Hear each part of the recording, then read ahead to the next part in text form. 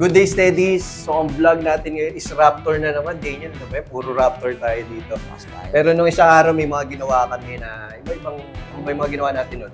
Mga Montero, Fortuner. Yeah. So, yan. Ang vlog namin ngayon is Next Gen Ranger Raptor. So, ang dami nag-aantay nito. Ride with Levy na rin. Say, update si Sir Levy, naabangan to.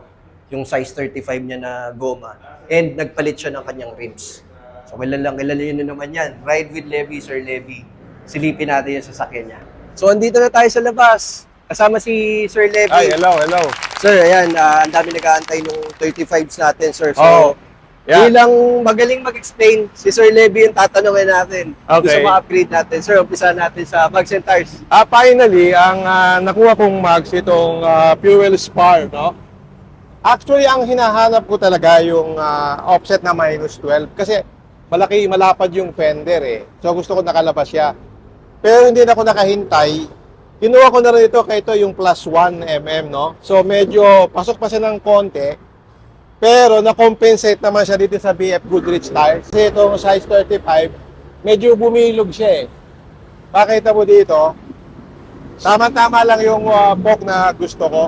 Tapos dun sa tires natin, sir, nakita naman natin na medyo nabitin talaga yung gulong ni Sir Levy. Ang dami rin nagtatanong sa amin. Oo. Kailan daw mag-upgrade si Sir Levy? So, syempre, hinatay namin si Sir Levy. Kung ano ba yung Finally, nakakapit niya, ano bang brand, ano bang specs. So, yan, yun yung hinatay natin. Then, yung next natin, sir, yung ating wide fender. Tama, sir? Oh, white fender. Oh, ito white fender. Ito pinaka-body colored natin, no. Medyo malapad siya 4 inches. Kaya napilitan ako na magpalit ng mags and tires kasi nung lumapad to, hahabulin yung gulong eh. Yes, sir. So kailangan natin, habulin, kailangan mas malaki. Pero kung hindi ako nagpalit nito, okay na ako doon sa 295 Correct, eh. sir. Pwede. Pero ngayon, well, kailangan tayo mag-35. Match na siya, sir. Oo. Saka maganda dito, ano siya, hindi sa yung cast, flow form Yun siya. nga pala. Flow form siya. Kasi pagka flow form, bale, ang principle nun, ito nga, ikakast mo yung pinaka-face niya, tapos yung barrel, maliit lang. Tapos habang umiikot siya, ini-expand niya yung width. Yes. Kaya mas matibay siya. Pagka mga high speed, hindi siya basta-basta magka-crack. Pwede siyang siguro ma-deform, pero hindi siya magka-crack. Kaya na maganda sa fuel. And yun nga pala, kaya umangat yung Raptor nila, Sir Levy. Actually, lahat na Raptor, basta nag-lift tayo, matic king spring. Then yung king spring natin, sir, yung without load. Without load, oo. Kasi wala naman plano si Sir Levy na lagay ng mga mabibigat na bumpers. Yeah. At least yung comfort is nandun clean pa look rin. lang. Then next natin, sir, yung ating mud flap, sir. Mud flaps, ito yung rate, no? Ang maganda sa rate mud flaps, makakat mo siya, depende sa pangailangan mo. Kung ano yung distance na gusto mo, di ba? Yes, Kasi minsan malapad. Ito medyo tinrim ko ng konti. Yes, sir. Para lumabas din yung focus ng Sakto gulong. lang yung fitting, sir. At least makikita pa rin yung pagkamitin ng tires natin. Oo, tama. Then next natin, sir, yung ating hammer automatic step Ito yung hammer. Ito yung gustong-gusto ko kasi may ilaw siya sa gabi. So pag sinarado mo yung pinto, so tama-tama lang yung height mo eh. Yan yung favorite upgrade nga pala ni Sir Levy. Actually, sir, nagkabit na yan. Dami nagtanong sa amin. Gano'n. Mabuti naman. Dami. Tama. Kasi nagustuhan nila kasi ang linis tignan. Then meron din tayo, sir, yung sa spoiler natin. Spoiler. Pinapinturahan ko din dito. Yung spoiler, no? Then si Sir Levy naka-automatic lead. Pero hindi naman namin brand to. Pero meron kami nito, sir. I-promote ko na rin din. Meron din kayo. Hammer, sir. May pareho lang nito, no? Parehas din, sir. May additional button lang dun sa lower part, sa left. Medyo pantay. Parang ganito na rin, no? Parang ganito na, sir. Mas clean siya. Mas clean siya, no? Ihabol ko na rin, nakalimutan namin pagkitin ni Sir Levy. Sir, gamit pa natin yung Mr. Offset natin, no? Best sir. 25mm lang yung ginamit ko. Kasi pag 35 masyadong labas na eh. So makita nyo ito, Mr. Offset. 25mm yun, no? Mr. Offset. So, match na match lang dun sa ET01. So, this is positive 01. Yeah. Ihabol pa natin ng konti dahil nga sa white fender ni Sir Levy. Correct. So tama-tama, maganda siya.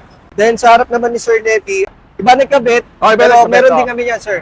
Para nag-iisip ka, no, sir, kung if papalitan mo. Yeah. Kaya nga ako Sir dito, Levy gusto malinis. dito, iniisip ko kung maglalagay ako niya para magduduming tingnan eh. Either, kung maglalagay ako, either 3, Pwede, sir. Oo. 3 O kasi dito apat, parang hindi siya bagay. O pwedeng white din. Tama, sir. Pero hindi pa ako naka-decide eh. Si Sir Levi, nag-install nga rin pala ng Pia Razor. Oo. Hindi kami naglagay yan, Yeah. pero meron kami yan.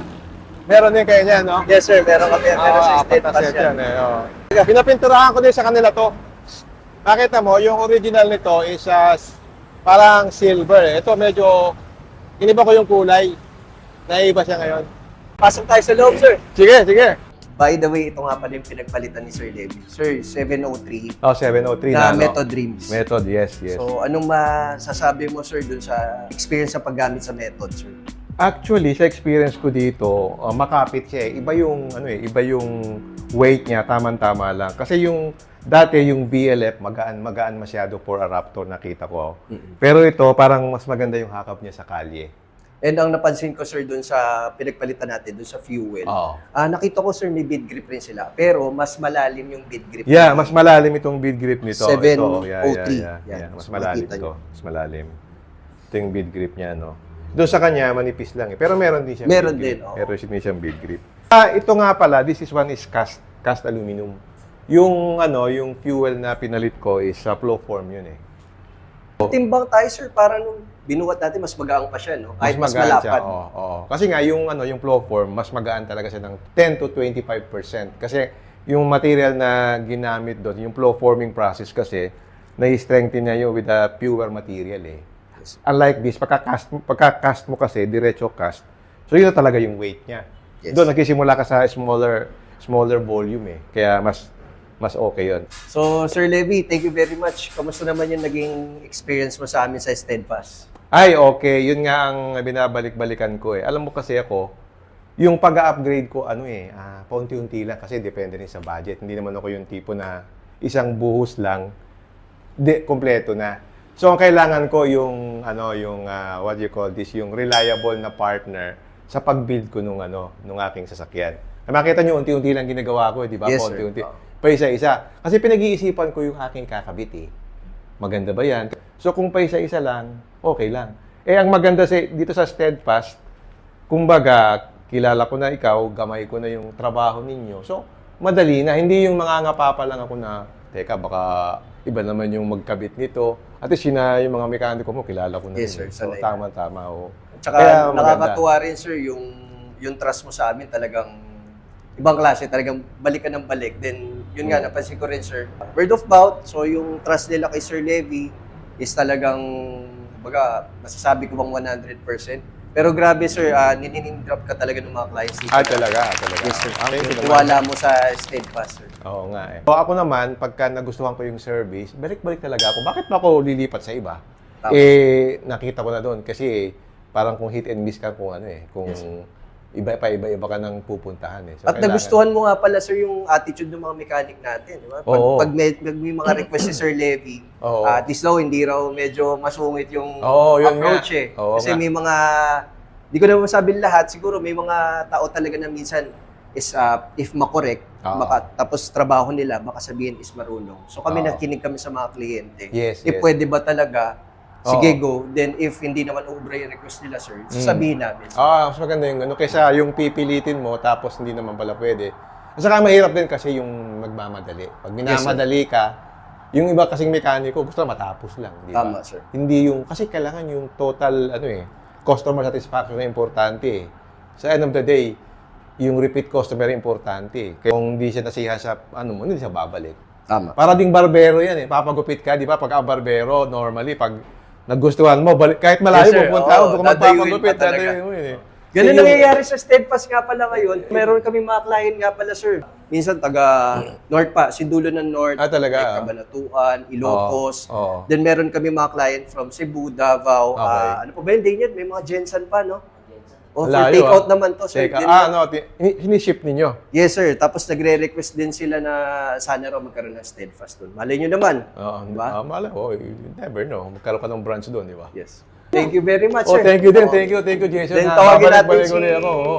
si Daniel para siya naman yung ending video. Sige. Daniel, ika Sige. dito. So Daniel, invite mo na sila sa pwesto natin, sa mga social media natin.